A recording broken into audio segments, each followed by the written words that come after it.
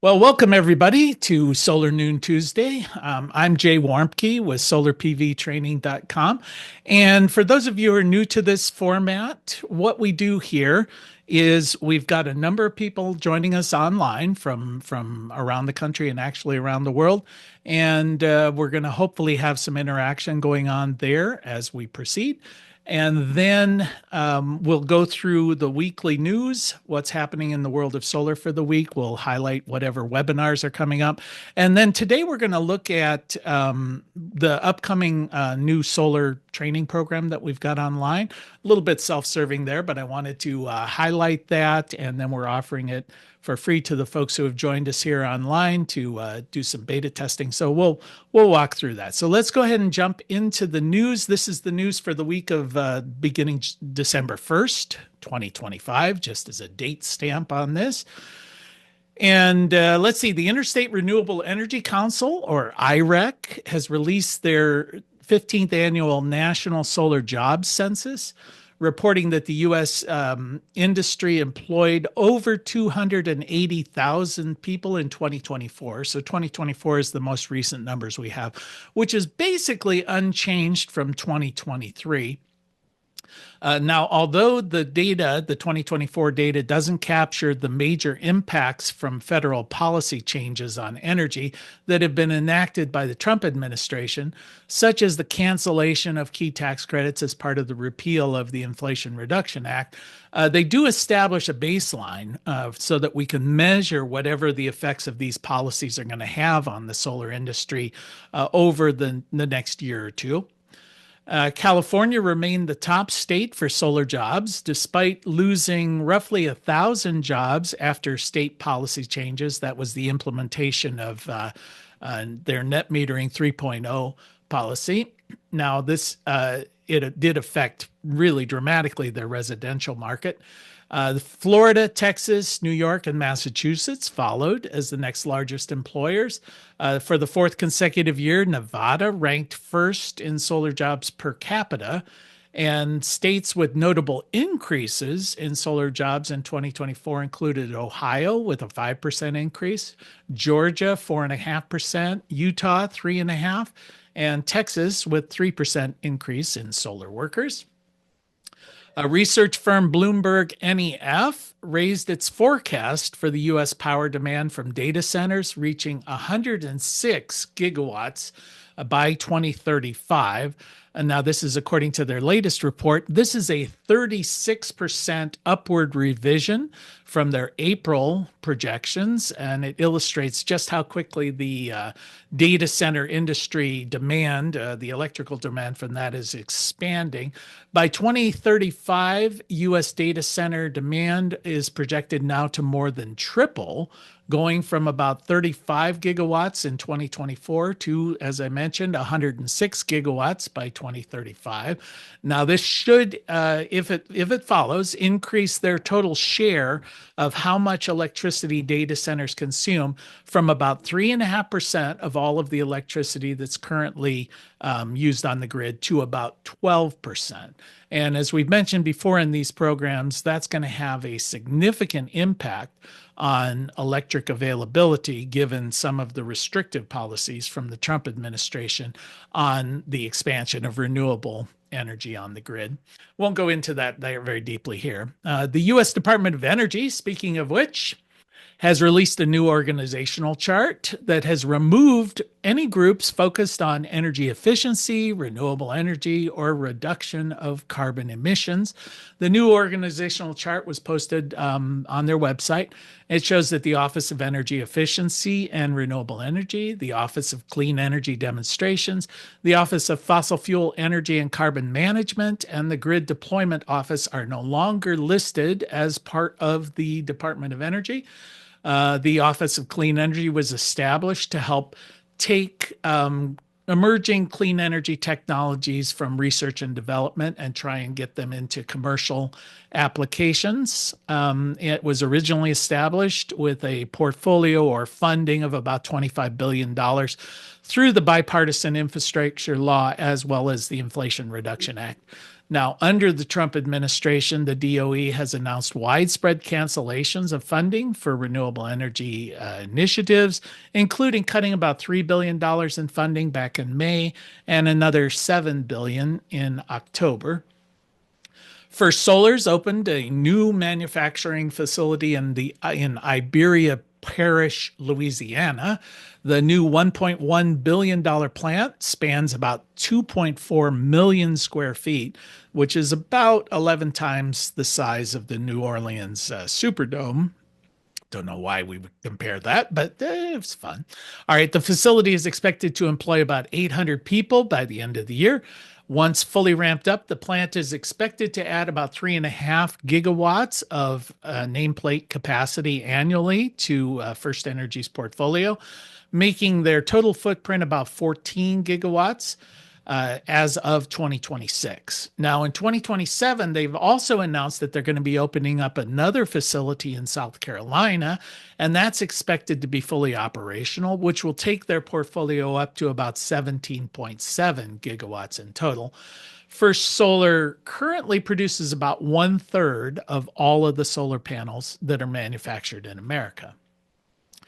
And the Public Utilities Commission of Ohio has ordered First Energy Ohio utility to pay $250.7 million in penalties and refunds after an investigation linked to the bribery scandal found that the distributor, that the energy utility had indeed broken Ohio laws. Surprise, surprise.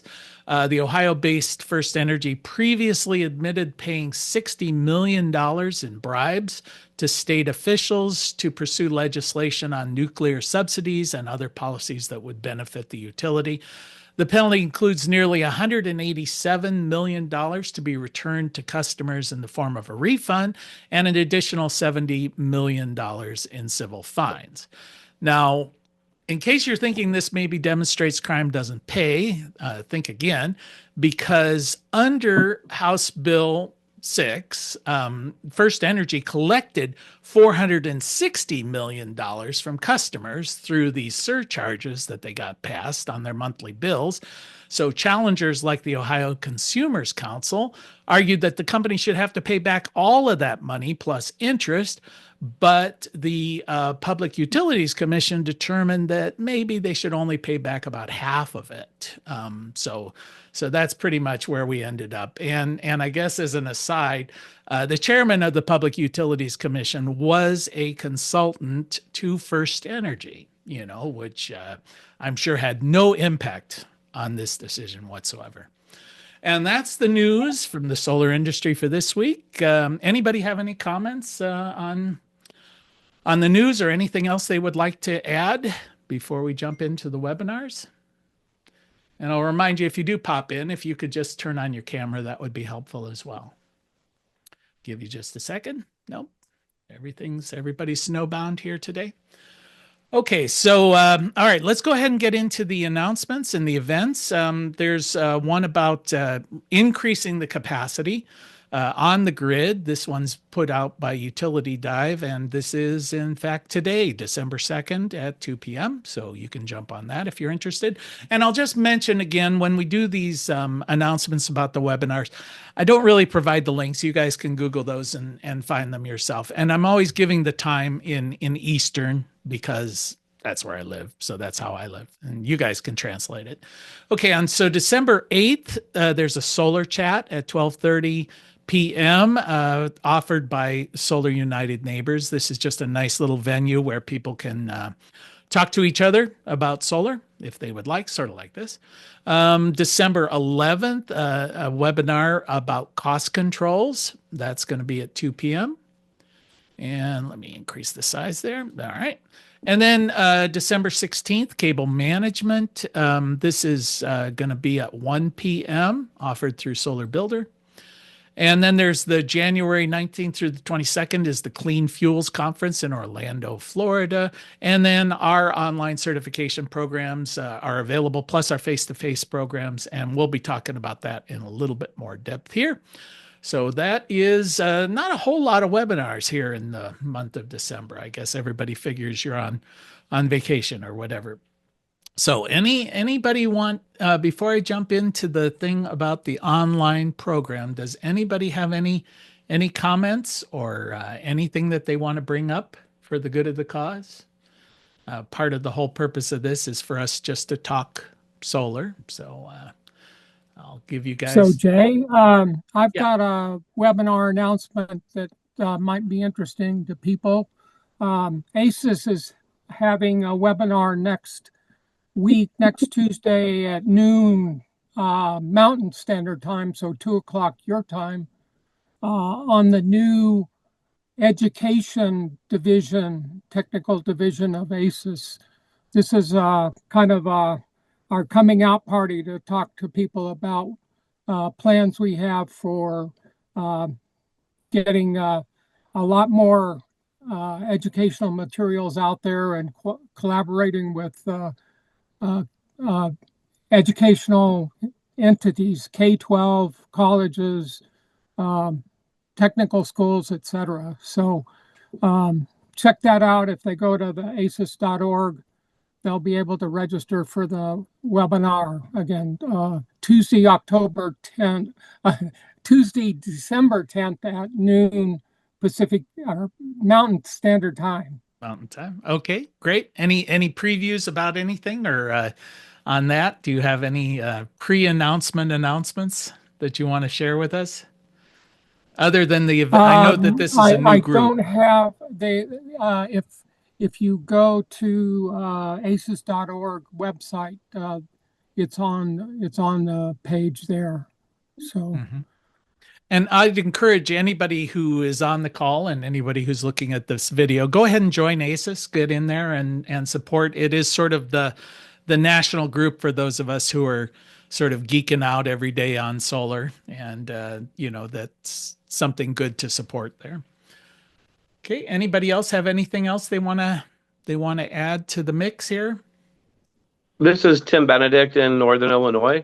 Uh-huh. I joined you all a few weeks ago. Interested about the sunshine backup possibilities, with inverters, and I did find perhaps a better one than the Enphase. It's the Fronius Primo PV point system, which you can pull up to about 4,000 watts without batteries when the sun's shining. So just a little update on what I found out about that, as I think that would be a really enticing thing for a lot of rural folks like me who are looking for PV systems, but don't want to invest in the batteries. With that, I'll ask if anybody has heard of the PV point system with Fronius. It's their Primo Gen 24 inverter. Is this one where they've got a single plug that you're plugging into, or does this hook Yeah, into your system? you can hook it into the system. That's an additional circuit board, but Mhm. this really just takes about a foot of conduit wire and an outlet. Yeah, so the concept for those who aren't familiar is these particular inverters have basically a separate circuit. So if the grid goes down, you can hook up a single outlet to that box. So if the sun is shining, your array is still producing. One of the things people get frustrated with is that because of anti-islanding, if the grid goes down, inverters are designed to shut off because they don't want to be backfeeding electricity to the grid when the people who are out there trying to fix whatever the problem is assume there's no power being fed to the grid, and it creates a safety issue. You could electrocute a lineman because you're feeding power out to the grid when they had just assumed that there's no power on the grid. So they have to shut off. Well, that's frustrating because here you bought a solar array and the grid's down and you want to have power. So Fronius said, okay, well, we'll give you one little outlet and you can plug in things. You can plug in your refrigerator, you can plug in whatever and have at least some power. Because they are not connected to the grid. It's just this isolated little outlet. Now, if you hook it into your system, then electricity will always find path of least resistance. It'll find its way back onto the grid if it's plugged into your electrical system, unless you have an auto disconnect or a switch that says, okay, I sense that the grid is down and now I've disconnected you from the grid. And most of these AC coupled and DC couples have something like that, but it's a pricey component. You know, if it's not already built into the inverter, it's going to add, you know, $2,000, $1,500, whatever. I know Enphase, their old switch was $2,600. So what you're saying there is, can we have some power without investing in the batteries? And that's a fair question because battery technology is changing very quickly, and what's coming next year might be half the price and twice as good as what's available today. So you'd hate to spend $10,000 or whatever on a battery backup system only to find that if you had waited a little bit, you would have gotten a much better deal. So, Yep. you know, so that's kind of the balance that we're always in. When we're advising people on installing systems, I'll always say, hey, plan for the batteries, wire for the batteries, you know, set up, even if you're not buying them right now, try and get your system so that it's battery ready.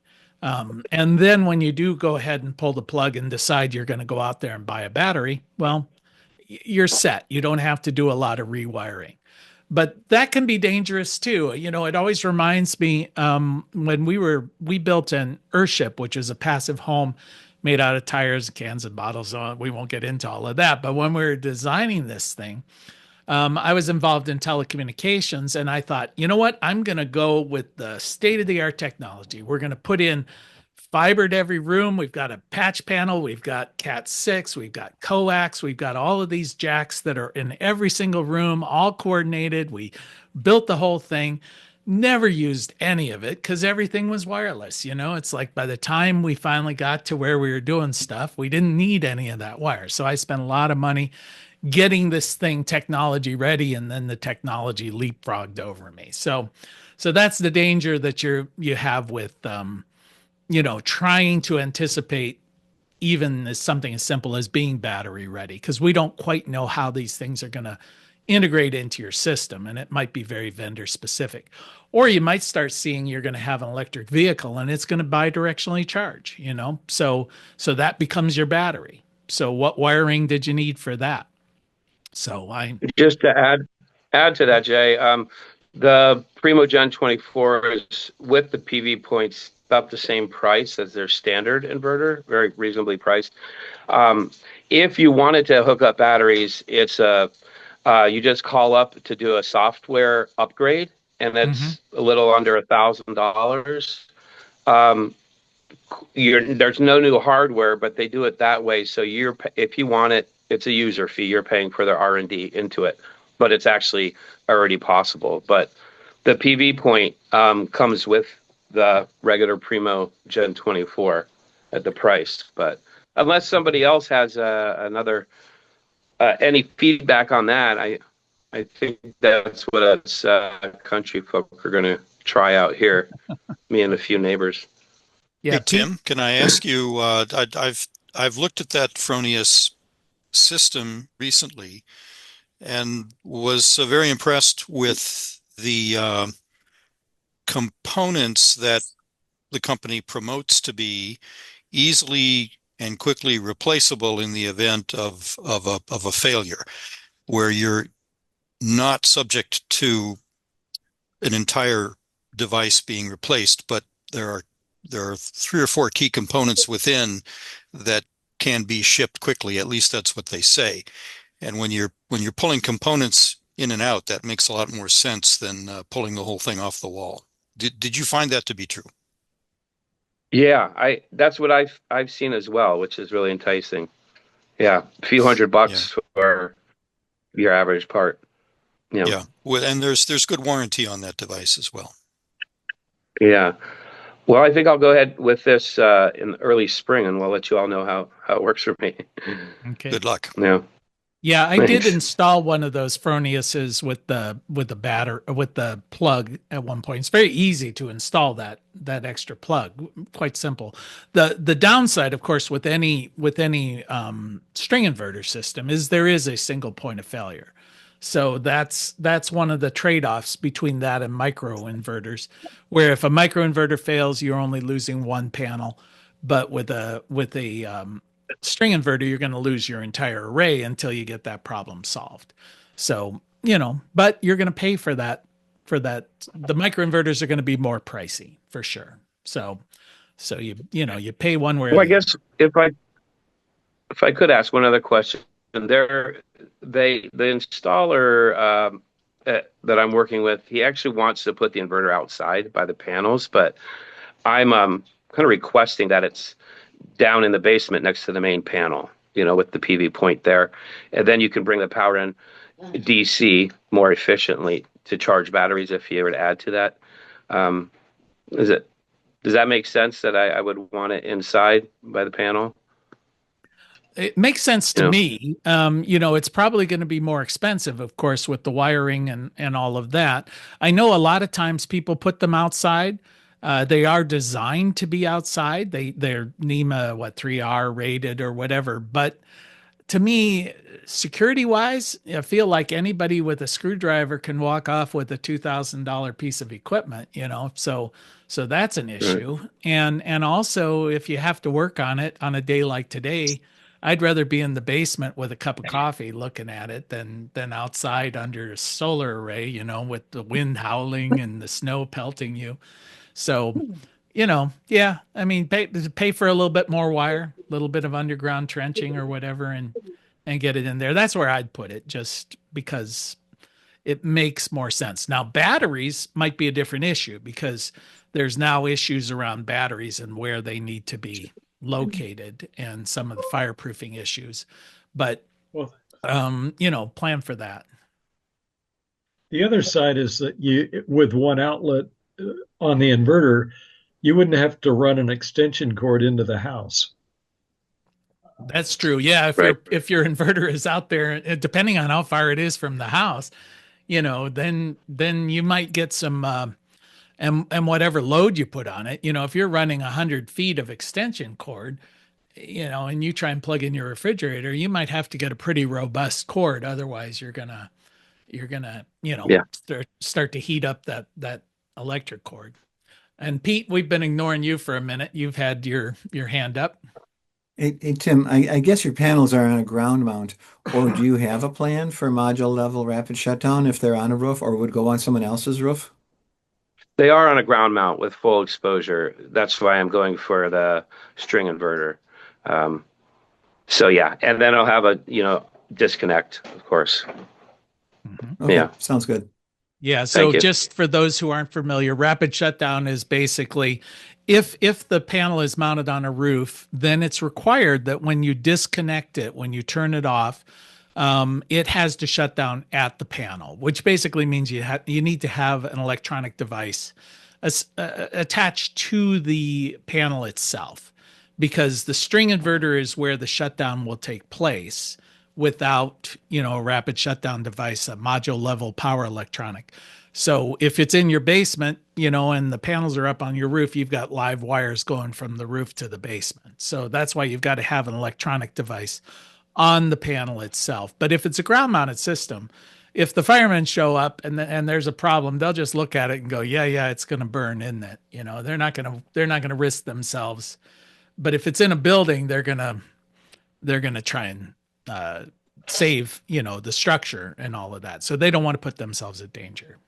So, all right. Any other questions or comments before we jump in to the solar training course here? And feel free to jump in if something prompts your mind here as we're talking about this. But I did want to kind of highlight this, and I'll mention to the folks who are online, I'll give you guys free access to this particular course just for joining us in here today. Best way to do that is just to send me an email with your name and your email address, which will be there in your email, and I'll sign you up for that.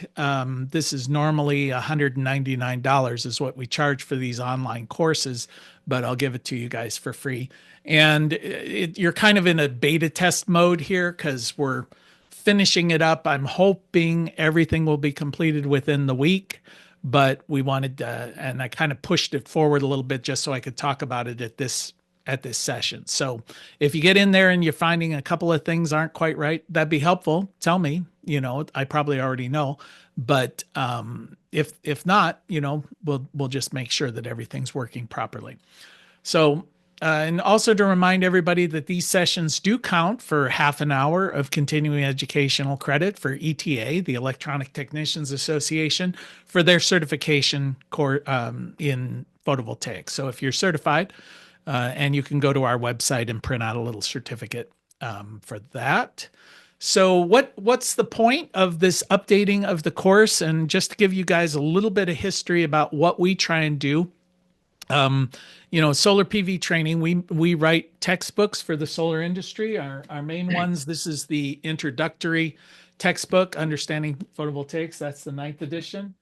And this is for the commercial end, the designing and installing. So we do the 2 levels, the residential type solar introductory. The assumption is at this introductory level, enough not to stick a fork in electrical outlet, but that's probably your extent of electrical background.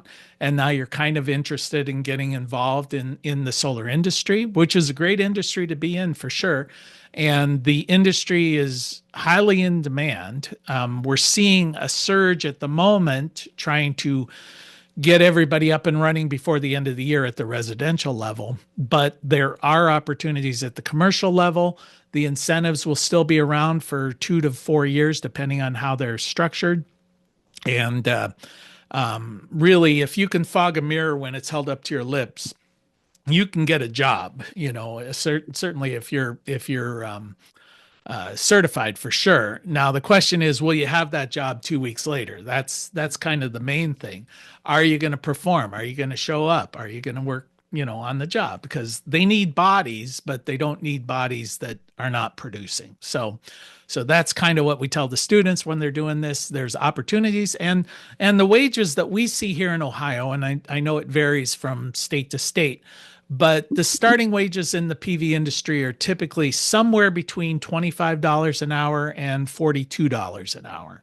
If you're working on one of the utility scale systems, it's going to be up there at the higher end, and actually, probably an easier job because you're doing the same thing over and over and over. Because of the scale of this, I would think that'd be incredibly boring. But hey, if you're making $42 an hour, it beats working at McDonald's. So that's where the industry is at the moment. We have, as I mentioned, about 280,000 people employed full-time in the solar industry. And the projections are that by 2030, so that's only about 4 years off, we're going to need about 1 million just to meet current projections, current demand.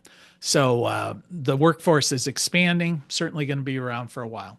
So what we've done is we've updated. Now, one of our goals with these textbooks and also with the online training is to try and keep it current because the solar industry is a new and rapidly changing industry.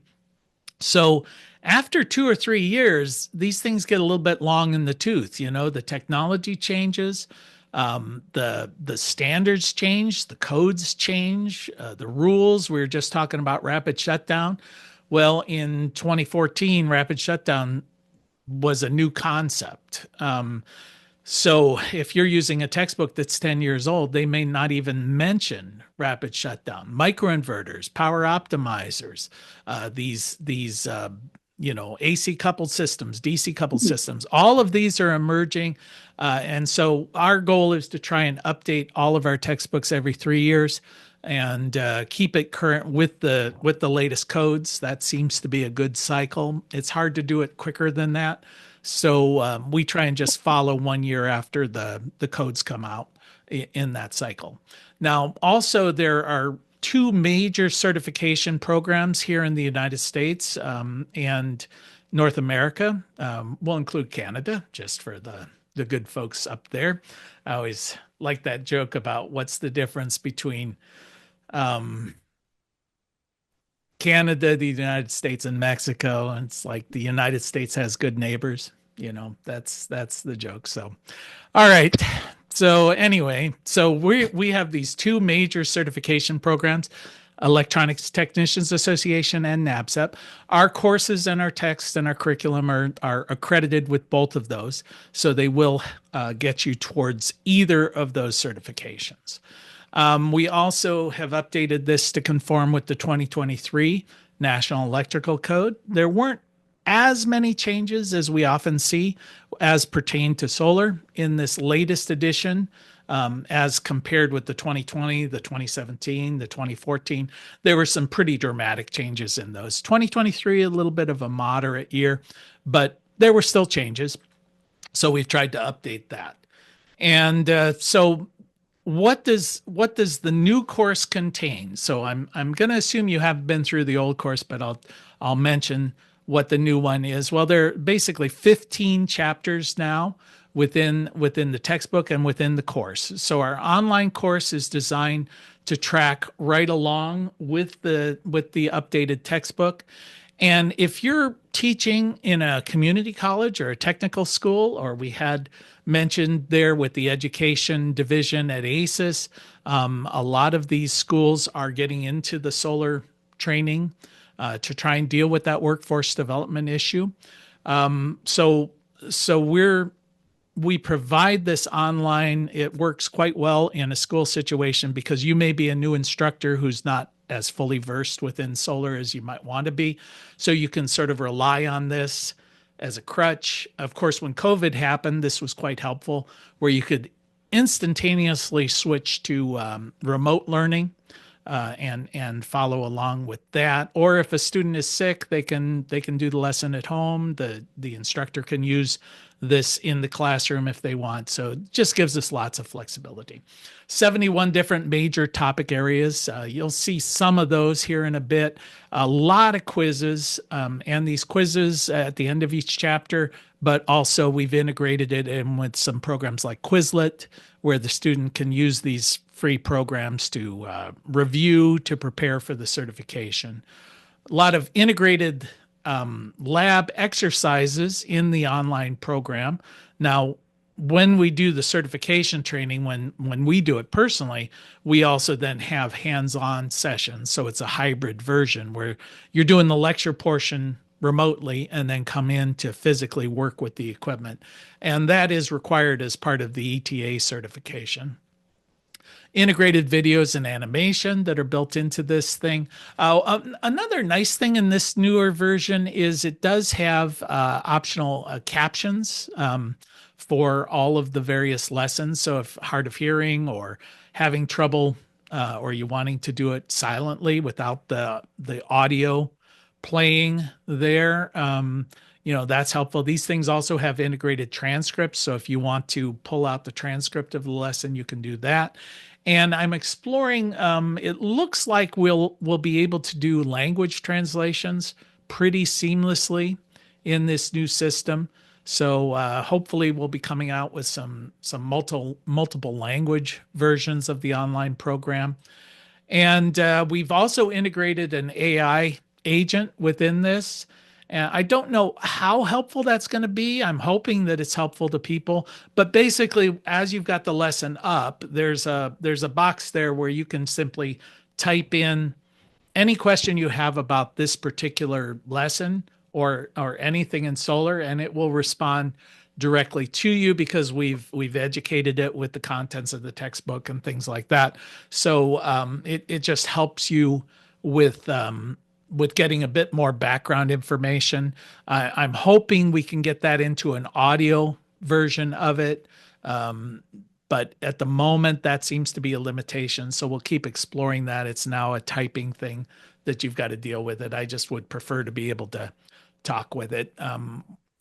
This was a big deal when we started it, and now it's less of a big deal because every Windows thing has its own little AI integration. So, but it is educated in solar, so that's helpful.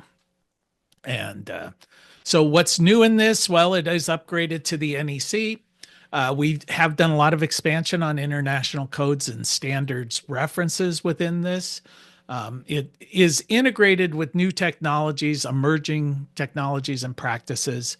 I would say that's been as the program ages, that's one of those things that you might not have noticed unless you're totally immersed in this industry of, the thing that was getting me was a lot of references to lead acid battery technology in the older version, and we just don't use lead acid batteries that much anymore. So we wanted to update the technical content to deal with lithium ion batteries and all of the issues around lithium ion. So that was an issue there. And new chapter organization. Again, this is getting a little bit in the weeds, but some of the feedback we got from some of the students is a few of the chapters in the older version, a few of the lessons had grown as we kept adding more and more stuff. So you'd be tooling along, and then chapter 7, for example, might take you, hours and hours and hours. And so we just wanted to balance them a little bit. So we split up some of the chapters into smaller, more digestible bits. As I mentioned, the shift away from lead acid towards lithium ion. Now, we still kept in some lead acid because there are legacy systems out there. People do use lead acid, so we didn't want to ignore it totally, but we didn't want that focus as much as it was. And of course, a lot more on AC and DC coupled systems. So the average installer now is facing integrating batteries into their systems on a daily basis. So we need to do a lot more about how that works, how you would deal with that. Plus, we even get into some of the bidirectional charging issues, things of that nature. Now, remember, at this level, this one is an introductory course, so we don't want to get too deeply into a lot of the commissioning and things of that nature. But we want you to at least be conversant in these issues. So any questions about that before I struggle here to try and share my screen to jump in? Okay, perfect. All right, so you should be seeing the solar PV training website. And as I mentioned, when you go ahead and join for the, send me your email and your name, and I sign you in here. The way that you're going to log into this course, you just come up to solarpvtraining.com, go to the online courses tab, click on that, and then that's going to bring up the various courses that we have. Now, one of the areas here that I hope is not confusing, we tried to make it as non-confusing as possible. This is the new version, the 2025 edition, but we're holding on, or we're keeping the 2020 edition out there because there are a lot of people who are already signed up for this course, so we don't want to just cut them off cold turkey. We'll continue to give them access. But once you're enrolled, well, before you actually get into that, you're going to have to go in and under online, when you click here, there's going to be a sub that says register or log in. So make sure that you log in, and it'll just ask you for your password and your name. So you'll get that when after you're registered, it'll send you a thing giving you an option to change your password. But if you bring it up and it has a price tag on here, it's just going to indicate that you're not logged in. If you are logged in, it should indicate that you're enrolled in the course. And then you can click on either this picture or down here where it says continue study. And you'll jump into it and it'll bring up the class itself. So this is the course content, just to give you a little bit of a sense about when I mentioned that there are 71 or something like that sections within the training program. And the whole content here is going to take in the neighborhood of somewhere between 40 and 50 hours of content here. But we have basic introduction to photovoltaic. If you want to expand out these sections, it'll just click on that and it'll show you all the subsections within that particular chapter.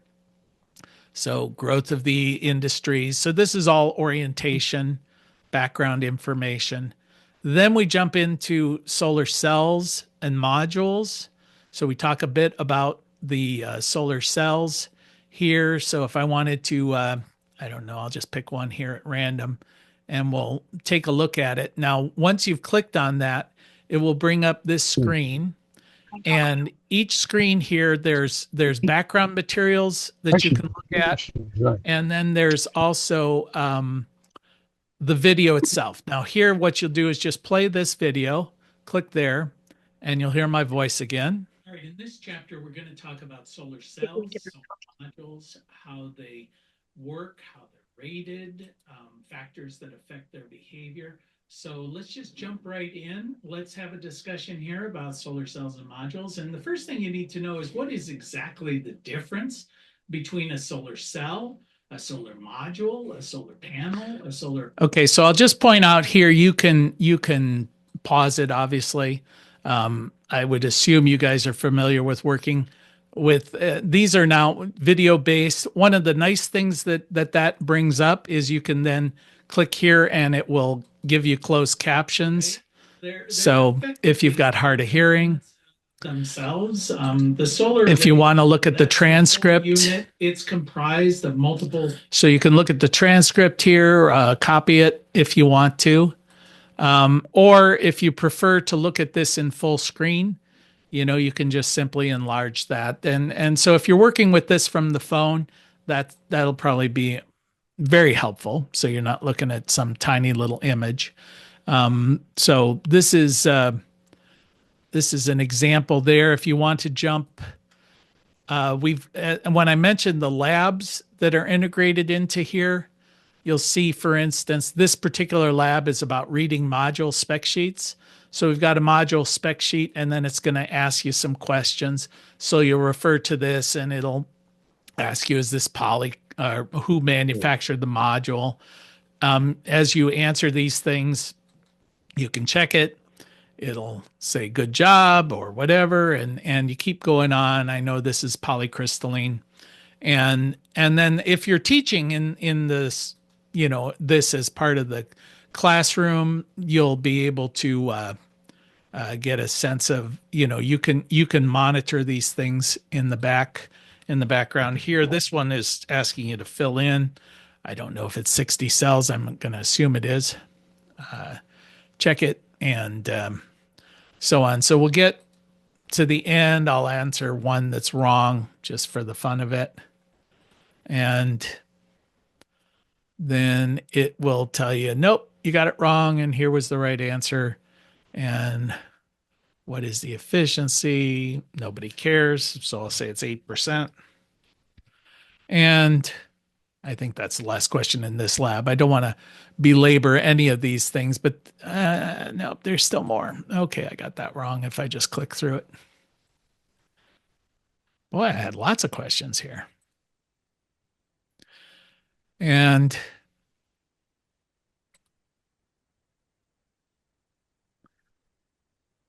then at the end of each of these labs or each of these questions, it will give you your final score.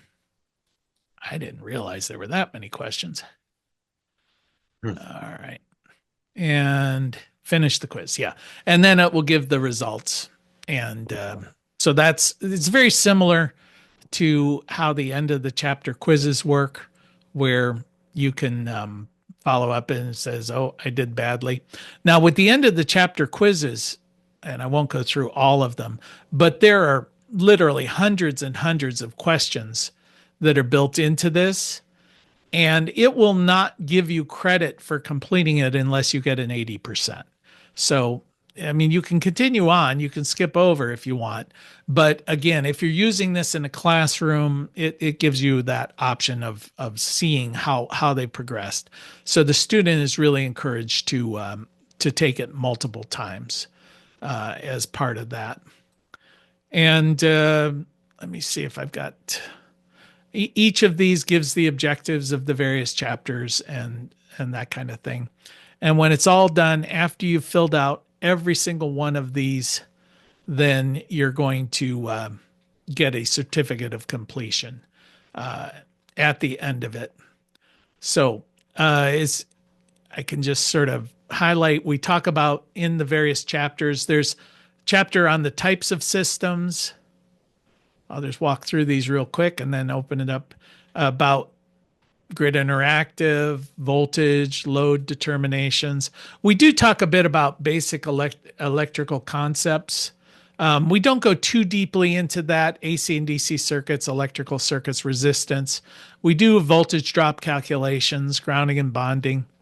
When you get into chapter 5, this is all the various parts of the system. So this gives us an opportunity to integrate videos of the actual projects, the products, and how they work.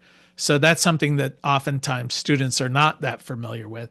So that's very helpful for them to see these things as they're moving forward. Conducting a site survey, and here we have, for instance, utilizing PV watts. So one of the nice things of doing this online as opposed to in a classroom, you can take some of these online tools like PV watts, and or open solar, which is another product that they can use, or we even have a lab where they can sign up for a temporary account with the NEC, and so they can get into the National Electrical Code and practice looking things up within the code.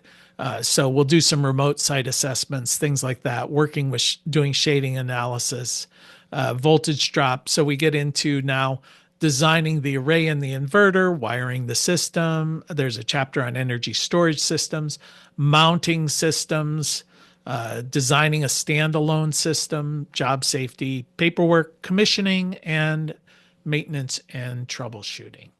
So this is essentially how we set up this course now. And I guess I can throw that open. Does anybody have any questions about what we're trying to do, or any other comments about life, the universe, and everything? I have a question. Sure. Jay, you mentioned briefly that you had a hard book for commercial installations. Do you also have an online course for that, or is that in the works, or Yeah. never planned? No, we will have an online course for that. But it's our goal is the next course that's going to be offered, and I'm hoping this will be sometime in January, February, probably February. Have a standalone course. So if you're wanting to just design and install a standalone system, we'll have an online course that's designed for people who are out there, who are trying to do that. I think we're seeing more and more of that happening now that the grid, especially as electricity gets more and more expensive. So I've mentioned before, one of our goals is to have plans already set up, that you can do your own grid tied system. But then we want to encourage people as inexpensively as possible to have good resources so they can do things themselves. So that's kind of the whole motivation. So we'll do the standalone, and then after the standalone course, we'll have the commercial course. So that's the goal. Okay, so the sequence is standalone first, and then the commercial. Sometime what time frame do you anticipate for the commercial? I can give you a date and then I'll miss it. I know I will. But the goal, I can tell you my goal, and then there's the reality. So Okay, hopefully in 2026. How about if we just say that? In 2026, All right. Let's hope. So Good. that's the plan. And then the other thing the other big announcement, the product that we're hopefully going to have out next year is the solar on a pole project, which is essentially one of our concerns, or we've discussed this in previous discussions, where if we have to move as an industry from a low volume, high margin industry to a high volume, low margin industry. So how do we facilitate that happening? How do we make the systems cheaper to install? And one way we can do that is, rather than custom designing every time you want to install a system in your home, come up with a good, easy, basic design that anyone could install at any home. And so that's the solar on a pole concept, where if we can get a professional engineer to do up the diagrams, we'll do a video that walks you through step by step how to install this thing yourself, and sell that as a package. It's like, here are your permit ready diagrams. Here is the video, and you do it yourself, or you hire an installer and work with them, or whatever it is you want to do, but just make it as bare bones and as simple as possible. So the Envision there is 6 panels on a pole, microinverters hooking up perhaps to a combiner box, perhaps not, AC disconnect, and then connecting into the meter at your utility disconnect. So make it just as simple as possible, as inexpensive as possible, yet safe and permit ready and all of those kind of things. So that's one of the goals that we have. And so already I've now given myself too much stuff to do. So that's the plan. That's the plan. So any other questions? Any other comments there? Yep. Hey, Yeah, Jay, Rob? it's Paul. Okay. I've spent my entire career as a product developer, and I just know how hard it is to do what you're doing right now. And just my deep respect and high regard for the work that you're doing. Just congratulations. It's great. There's a topic I haven't seen anybody cover well. I'm not suggesting you have to do it now, but for sure, but for consideration, and it's my particular situation, which is building high performance homes. So, in the passive home kind of space, but managing the penetrations for solar into a house and other places, and keeping the 4 control layers of passive house construction when you're doing new penetrations like solar installation is an area that's not well covered by any place. It's not highly electrical, it's highly mechanical. I think it's an important sort of associated topic. So you can add that to the list for like 2027, but I think it's an important topic. Yeah, one of the issues there, of course, is probably every situation is going to be slightly different. So I'm sure you can classify them. So if you have a standard 16-inch center 2x4 framed house with blow-in insulation, this is what you do. If you have a concrete block house, this is what you would do. I'm sure you could do it that kind of way. Of course, if you're doing it with an earthship, good luck penetrating a tire wall. I mean, that was a chore. Yeah.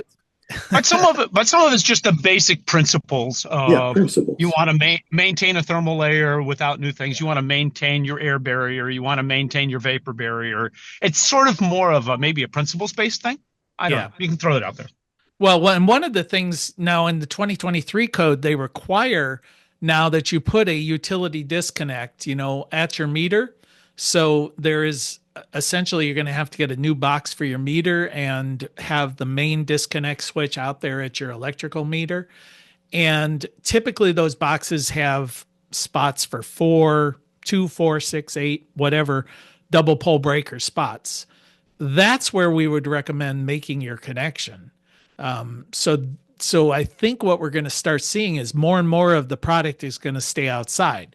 Just as was discussed earlier, it presents a little bit of a disadvantage, as far as security and the like, and access when you're working on it. But it sure makes it a lot easier when you're installing the system. So you never actually have to penetrate the house. You just simply bring it in off the roof, and then you make your connection outside at the meter. Great.